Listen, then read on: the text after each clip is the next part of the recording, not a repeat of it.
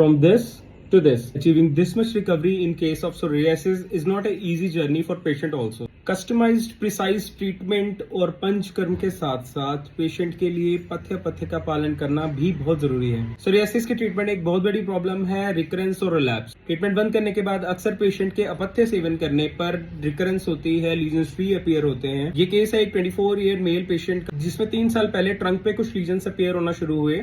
Diagnosis बनते ही तुरंत ही patient ने ट्रीटमेंट लेना शुरू कर। ट्रीटमेंट शुरू होने के कुछ ही महीने के बाद पेशेंट का वेट गेन होना शुरू हो गया, जिससे कि पूरी बॉडी पे स्ट्रेच मार्क्स भी अपीयर होना शुरू हो गए। सम्यक चिकित्सा व्यवस्था, पंचकर्म चिकित्सा करने पर और पेशेंट के अच्छी तरह पथ्य पालन करने के बाद 3 महीने बाद इंड्यूरेशन, इन्फ्लेमेशन, इचिंग और लीजन्स में सिग्निफिकेंट रिजल्ट हमको मिला। आपके वैद्य द्वारा बताया गया आहार विहार और क्या चीजें नहीं खानी है, क्या अवॉइड करना है, सोरियासिस के क्रॉनिक केसेस को, सोरियासिस के डिफिकल्ट केसेस को भी इफेक्टिवली मैनेज किया जा सकता है। इस केस में इंपॉर्टेंट नोटेबल बात यह है कि ये केस काफी सालों से स्टक था। कई तरह की ट्रीटमेंट लेने के बाद भी लीजन्स जो है वो ज्यों के त्यों बने हुए थे, उसमें कोई भी अंतर नहीं था, सिम्टम्स में कोई अंतर नहीं था। और जैसे ही हमने पेशेंट में ट्रीटमेंट स्टार्ट करके पेशेंट को प्रॉपर पथ्य गाइड किया और पेशेंट की डाइट में जो चलते आ रहे अपथ्य आहार विहार थे उनको एलिमिनेट किया, तुरंत ही हमें पेशेंट में रिजल्ट्स देखने को मिले। जितना रोल शोधन और शमन चिकित्सा का है, उतना ही निदान, परिवर्जन और पथ्य अपथ्य का है। आयुर्वेद से जुड़े क्लिनिकल केसेस और स्वास्थ्य संबंधी जानकारी के लिए जुड़े रहिए जनक सरस्वती आयुर्वेद से। जय आयुर्वेद।